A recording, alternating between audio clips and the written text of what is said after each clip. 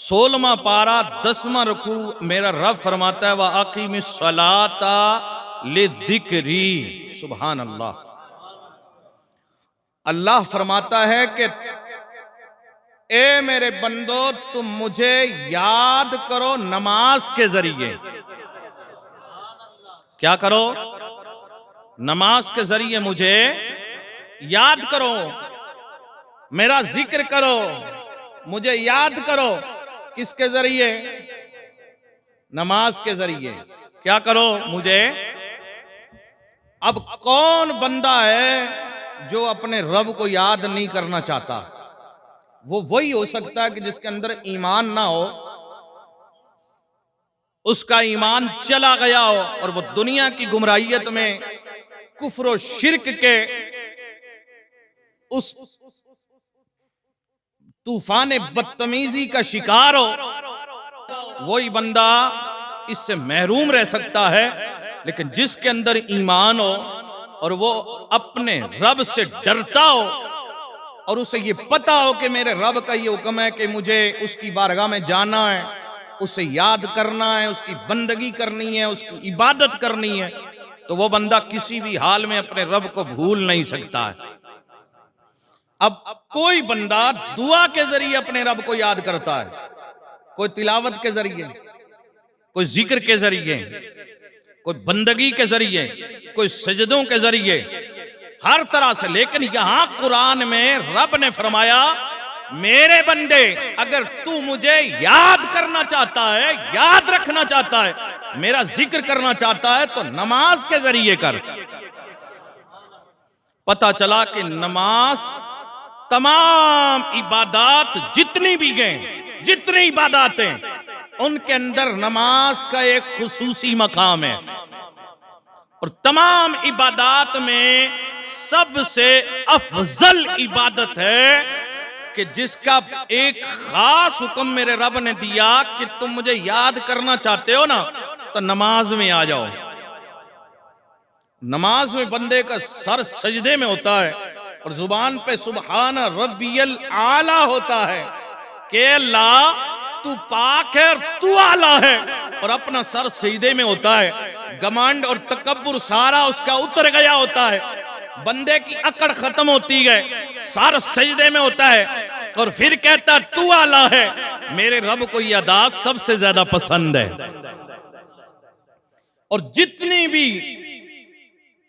भी जनाबे वाला ताजीमी जो जितनी अदाएं हैं ना, सबसे बड़ा रुकन ताजीम का, सबसे बड़ी अदा ताजीम की सजदा है। जहां आदमी जब सजदे में चला जाए तो सारे घमंड और तकब्बुर खत्म हो जाते हैं, झुक जाता है ना, सरेंडर कर लेता है। तवज्जो है आपकी। आओ फिर आगे बढ़े। मेरे रब का हुक्म आ गया अवाकीम सलात लिज़िक्री। मेरा रब फरमाता है मेरे बंदो मुझे याद करो। किसके जरिए? नमाज के जरिए। ये नमाज एक अल्लाह को याद करने का जरिया है। ये नमाज अल्लाह को याद करने का ऐसा वाहिद जरिया है कि जिसके बारे में मेरे नबी मुकर्रम के प्यारे दामाद मुश्किल कुशा शेर खुदा रज़ी अल्लाह ताला अन्हु आप फरमाते हैं कि लोगों नमाज अल्लाह को राजी करने वाली एक अजीम इबादत है। आप फरमाते हैं कि लोगों नमाज ही वो अमल है जो फरिश्तों का महबूब अमल है। आप फरमाते हैं कि लोगों नमाज ही जन्नत की कुंजी है। आप फरमाते हैं कि नमाज ही दुआ की कबूलियत का जरिया है। आप फरमाते हैं कि लोगों नमाज वो इबादत है जो इसका पाबंद हो जाता है, कब्र के सवालों का जवाब उसे मिल जाता है। और नमाज वो इबादत है, हजरत मौला अली ने फरमाया लोगों नमाज वो अमल है, कयामत का मैदान होगा, ओए ऊपर सूरज सवा नेज़े पे होगा, फिर वो सूरज की गर्मी में लोग पिघल रहे होंगे। जिसने नमाज की पाबंदी की होगी, नमाज एक साया बन के अपने नमाजी को गर्मी से बचाएगी। इसलिए कि मेरे करीम नबी का एक फरमान ये भी है, लोगों नमाज को पाबंदी से अदा करो। जिसने नमाज को अदा किया वो दुनिया और आखिरत में कामयाब हो गया। फिर मेरे करीम नबी ने फरमाया, लोगों, नमाज एक ऐसा अमल है जिसने नमाज की पाबंदी की वो कामयाब हो गया। फिर मेरे करीम नबी ने फरमाया, नमाज वो अमल है कि कयामत के दिन जब सिलसिला पूछताछ का शुरू होगा, जब हिसाबो किताब के दफ्तर खुलेंगे, अल्लाह की अदालत में सबसे पहले जिस चीज का हिसाब लिया जाएगा, मेरे करीम नबी ने फरमाया वो नमाज है जिसका हिसाब सबसे पहले होगा। और जो उसमें कामयाब हो गया, मेरे मुकर्रम नबी ने फरमाया वो फिर हर मामले में कामयाब हो जाएगा। और जो उसमें रह जाएगा, नमाज में जिसकी सुस्तियां होंगी, नमाज में जिसकी कमजोरियां होंगी, जो नमाज में रह जाएगा वो हर अमल में पीछे रह जाएगा। मेरे मुकर्रम नबी ने फरमाया, लोगों, नमाज के अंदर जिसके गड़बड़ होगी फिर और अमल में भी गड़बड़ हो जाएगी। जो नमाज में निकल जाएगा वो हर अमल में निकल जाएगा। मेरे करीम नबी ने ये भी फरमाया, लोगों, जब फर्ज नमाजों में मेरे रब की अदालत में बंदों के कोई कमी निकलेगी, मेरा रब फरमाएगा, जाओ इस बंदे के तमाम अमाल छांट करके देखो, इन फर्जों की कमी पूरा करने के लिए क्या इसने नफिल नमाज भी पढ़ी है कि नहीं। अगर नफिल नमाजें हैं उन्हें लेकर के आओ, इन फर्जों की कमी पूरी कर दी जाएगी। तवज्जो है आपकी। ये हुजूर का फरमान सुना नो हदीस पाक। हुजूर ने फरमाया कि जब जनाब वाला नमाज के फर्जों के अंदर जिसके कमी निकलेगी ना, फर्ज कम पड़ जाएंगे, कहीं ना कहीं सुस्ती और कहीं ना कहीं वो सजदे होंगे जो कबूल नहीं होंगे, तो अब वो पूरी करने के लिए, कमी पूरी करने के लिए मेरे करीम नबी ने फरमाया कि रब ताला हुक्म देगा फरिश्तों को, जाओ इसके जो अमाल हैं, दीगर जो अमल है, रोजा है, कहीं ज़कात है, तो कहीं सदका है, कहीं खैरात है, कहीं तिलावत है, कहीं जिक्र है, कहीं और चीजें हैं, लेकिन रब फरमाएगा उनमें से नहीं, इसने जो नफिल पढ़े है ना, वो नफिल लेके आओ ताकि फर्ज की कमजोरी नफिल के जरिए दूर कर दी जाए। अब जरा तवज्जो रखना, वो लोग भी जरा तवज्जो रखें, वो जानते हो कि ना जानते हो, जो नफिल को यूं ही मखौल समझते गए। बहुत सारे लोग हैं बस फर्ज पढ़े और निकल गए, बहुत सारे तो सुन्नत भी छोड़ देते हैं और फिर नफिल भी नहीं पढ़ते।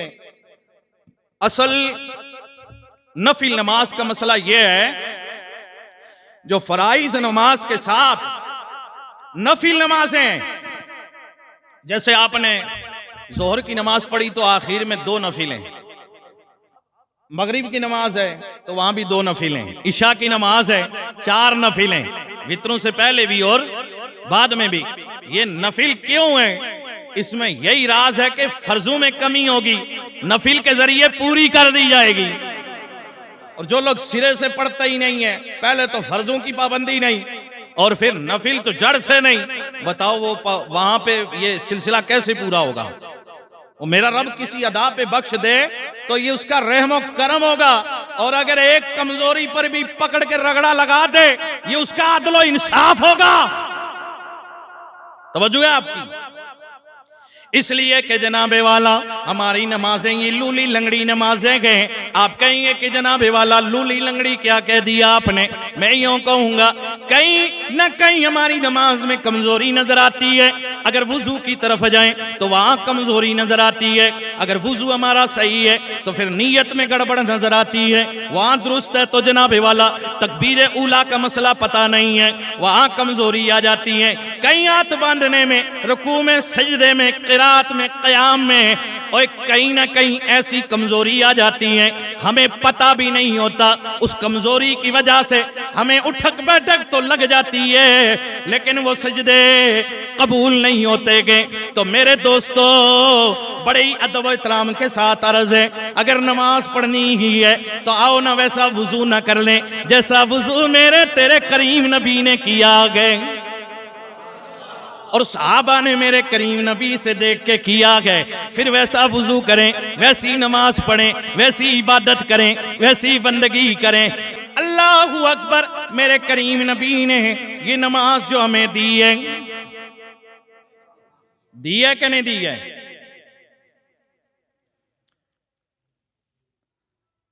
ये नमाज मेरे तेरे नबी ने हमें दी है, दिए कि नहीं? तवज्जो है। मिशकात शरीफ के अंदर हदीस मौजूद है, मेरे नबी मुकर्रम ने फरमाया, जब मैं मेराज के लिए गया, उधर से वापस लौट के आया, मेरे रब्बे कदीर ने मुझे अपनी उम्मत के लिए नमाज दी है। अब इब्ने माजा की हदीस भी सुनिए, मेरे नबी मुकर्रम जब वापस आए, रब्बे कदीर ने, मेरे नबी फरमाते गए, मुझे 50 वक्तों की नमाज मेरे रब ने मुझे दी है।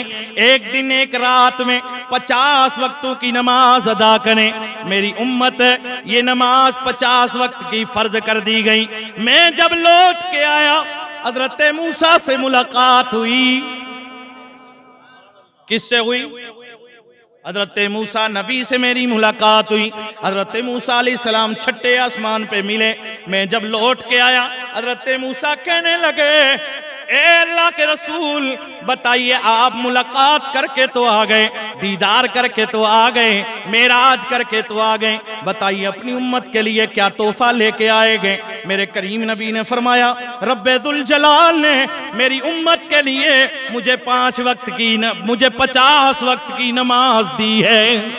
हजरत मूसा अलैहिस्सलाम खड़े हो गए, अर्ज की, या रसूल अल्लाह, मेरी उम्मत पर तो सिर्फ 2 वक्त की फर्ज थी, वो उसकी पाबंदी ना कर पाई, ये 50 वक्त की आपकी उम्मत कैसे कम कर पाएगी? बड़ी कमजोर है आपकी उम्मत है। ए अल्लाह के सच्चे रसूल, जरा वापस लौट करके जाइए, अपने रब से ये कहिए कि ये ज्यादा है, कुछ कम कर दीजिए। मेरे नबी मुकर्रम से हजरत मूसा के कहने पर वापस चले गए। रब्बे कदीर के हुजूर जाके अर्ज किया, रब्बे दुल जलाल, मेरी उम्मत इसकी पाबंदी नहीं कर सकेगी, ए अल्लाह कुछ नमाजें कम कर दीजिए। रब ताला ने फरमाया, जाओ मेरे नबी, 50 में से 5 कम कर दिए, 45 रह गई।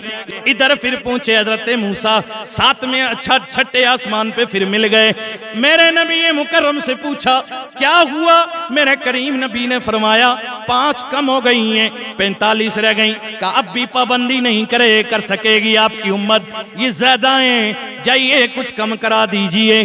फिर हजरत मूसा के कहने पर मेरे करीम नबी वापस गए, अर्ज किया, रब्बे दुल जलाल, अब भी ज्यादा है, कुछ कर्म कर दीजिए। मेरे रब ने फरमाया, जाओ मेरे हबीब, 5 और कम कर दिए, यूं 40 रह गई। फिर लौट करके आए, मूसा अलैहिस्सलाम कहने लगे, अब भी ज्यादा है, जाइए और कम कराइए। अब 60 में ये बता दो, हजरत मूसा ने 9 मरतबा मेरे तेरे नबी को वापस भेजा, और 9 मरतबा मेरे करीम नबी के 9 चक्रों में 5-5 करके 45 माफ हो गई, 5 रह गई। हजरत मूसा फिर भी बोल पड़े, जाइए आपकी उम्मत इसकी भी पाबंदी नहीं कर सकेगी, जाइए कुछ और कम कराइए। मेरे नबी अल्लाहु अकबर शर्म और हया के पेकर थे। अर्ज किए, मूसा मुझे अब अपने रब की बारगाह में जाते हुए शर्म आती है। ये था जनाबे वाला जो नमाज फर्ज हुई है, ये सिलसिला था। अब जनाबे वाला ये कोई मौलाना साहब ये हदीस सुना रहे थे, मजमे में एक बंदा खड़ा हुआ। जब मौलाना साहब ने कहा कि जनाब 9 मरतबा मेरे नबी गए,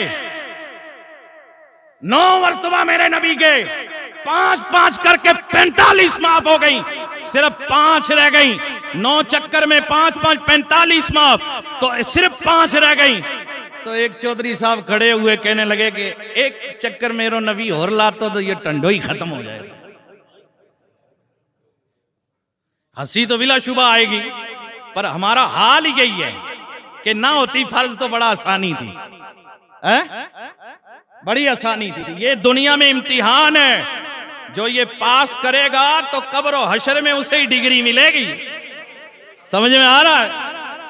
अल्लाहु अकबर। मेरे करीम नबी से रब ने आखिरी चक्कर में ये फरमाया, जब 45 वक्त की नमाजें माफ हो गई तो मेरे नबी मुकर्रम से रब ने फरमाया, ए मेरे हबीब अब जा रहे हो तो सुन लो। मेरे नबी से फरमाया, जा रहे हो तो सुन लो। मेरे नबी ने अर्ज किया, क्या? रब ने फरमाया, जो तुम्हारा रब फैसला करता है फिर उसे बदलता नहीं है। हमने तुम्हारे कहने पर नमाजें तो कम की गए, सवाब कम नहीं किया गए। मेरे हबीब आपका उम्मती 5 वक्त की नमाज पाबंदी से पढ़ेगा, सवाब 5 का नहीं 50 का दिया जाएगा। लेकिन पढ़ने के लिए कोई तैयार ही नहीं है। अंदर से जिसका बल्ब फ्यूज है वो तो बेचारे धक्के खाए फिर रहे हैं, लेकिन जिसको पढ़नी चाहिए, जिन पे नमाज फर्ज है उनको पढ़ने की फुर्सत नहीं, और जिन पे फर्ज नहीं है वो घुटने तोड़े फिर रहे हैं। बात तो हक कहनी चाहिए, बात समझ में आ रही है। और नमाज तो मोमिन पर फर्ज है कि नहीं? तो किसको नमाज पढ़नी है? फिर आओ ना जनाबे वाला, वो लोग जो घर में अपने बच्चों को, अपनी औलाद को, बीवी बच्चों को ये समझते हैं कि जनाब नमाज तो मुझे ही पढ़नी है। मेरे करीम नबी ने फरमाया, लोगों और तुम्हारा बच्चा जब 7 साल का हो जाए उसे खड़े करके नमाज पढ़वाओ, आदत डलवाओ। जब 10 साल का हो जाए नमाज में कोताही करे तो तुम उसे मार मार के नमाज पढ़वाओ। जहां अल्लाह और उसके रसूल का हुक्म आ जाए वहां मौलवीगिरी नहीं चलती। अल्लाह और उसके रसूल का हुक्म ऐसे ही मौलवी के लिए है, ऐसे ही मुक्तदी के लिए है, ऐसे ही पीर के लिए है, ऐसे ही फकीर के लिए है, ऐसे ही मरीज के लिए है, ऐसे ही हकीम के लिए है, ऐसा ही हुक्म मुसाफिर के लिए है, मुकीम के लिए है, अमीर के लिए है, गरीब के लिए है, हर एक के लिए मेरे रब का, मेरे रसूल का हुक्म यही है कि वो चाहे मोमिन मर्द हो, मोमिना औरत हो, आकिल हो, बालिग हो, मोमिन हो, मुसलमान हो, उस पर नमाज फर्ज है। हमें चाहिए हमारे बीवी, बच्चे, औलाद, घर में जितने बेनमाजी हैं उनसे नमाज पढ़वाएं।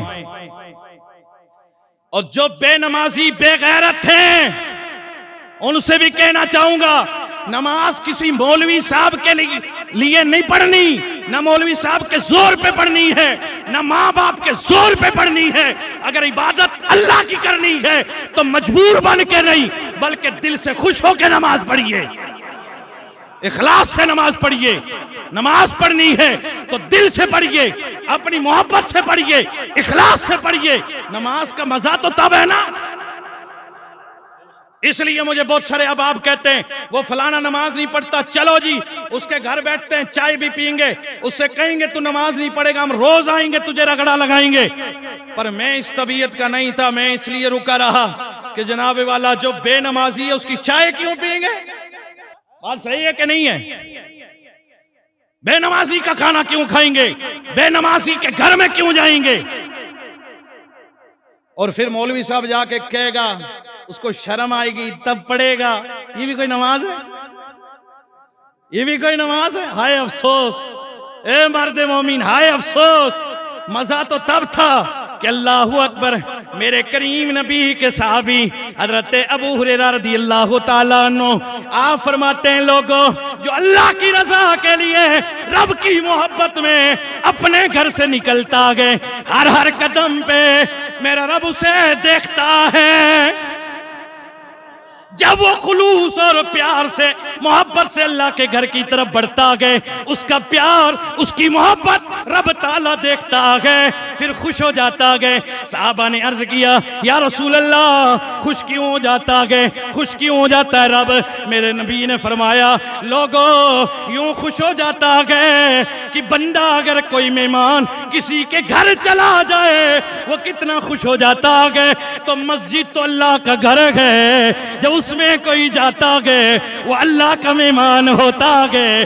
रब मेहमान को देख करके इतना खुश हो जाता गए, रब करम फरमा देता गए। अर्ज किया, या रसूल अल्लाह वो करम क्या होता गए? मेरे करीम नबी ने फरमाया, अल्लाह उसके हर हर कदम उठाने पर 10-10 दर्जे बुलंद कर देता गए, और हर कदम के बदले में उसके गुनाह माफ कर देता है।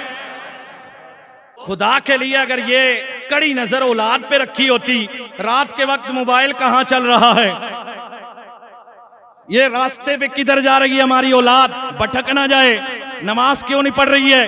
काश ये तरबियत मौलवी अपने मदरसों में करके आते गए, ये कोर्स मौलवियों ने किया होते गए, काश ये कड़ी नजर रखने से मौलवी का कुछ नहीं जाएगा। जो गलत है हम उसे गलत कहेंगे, जो सही है मैं उसे सही कहूंगा। लेकिन याद रखिए, इतनी कड़ी नजर इमाम पे रखने की जरूरत नहीं है। जो सही है वो सही है, जो गलत है वो गलत है। इतनी कड़ी नजर रखनी है। औलाद पे रखिए, मुआशरा दुरुस्त हो जाएगा, शराब खाने बंद हो जाएंगे, मोहल्ले और बस्तियों में, इलाकों में जितने भी जनाबे वाला जिना के अड्डे हैं बंद हो जाएंगे, सारे खुराफात खत्म हो जाएंगे। हमारी उम्मत का जवान जब बोलेगा उसकी जुबान पे कुछ और बकवास नहीं होंगे, या तो अल्लाह का जिक्र आएगा या मदीने वाले का दरूद सलाम निकलेगा। कितने खुश नसीब वो लोग हैं जो अपनी औलाद को भी साथ लेके चलो जी मस्जिद, छोटे छोटे बच्चों को। क्यों जी? नमाज नहीं, इसको आदत पड़ेगी। मेरा अब्बा हमसे यहाँ लेके मस्जिद जाते थे। बहुत सारे ऐसे लोग बुजुर्ग मौजूद हैं जो ये कहते हैं कि हमें मस्जिद में जाना हमारे वालिद ने सिखाया है। लेकिन वालिद टच लेके दे, अल्लाह रसूल के लिए कब्र कयामत को याद कीजिए। आखिर मरना है, जाना है, मैंने भी कब्र में उतरना है, आपने भी उतरना है। सोचिए, ये बातें इसलिए नहीं कह रहा हूं कि जनाब वाला मेरी वाई वारेगी तो आप ही जाएंगे, नहीं, कोई पता नहीं कि जनाजा किसका पहले हो जाए, तो जो है ना। तो इसलिए मैं ये बातें बड़े दर्द से कहता हूं, काश हमारे अंदर ये कमजोरी इन बातों से दूर हो जाती। याद रखिए, मुसीबत और तूफान उसी बस्ती पे आते हैं जहां लोग अल्लाह के लिए सर झुकाना छोड़ देते गए। जिंदगी आमद बराए बंदगी, जिंदगी आमद बराए बंदगी, जिंदगी बेबंदगी शर्मिंदगी,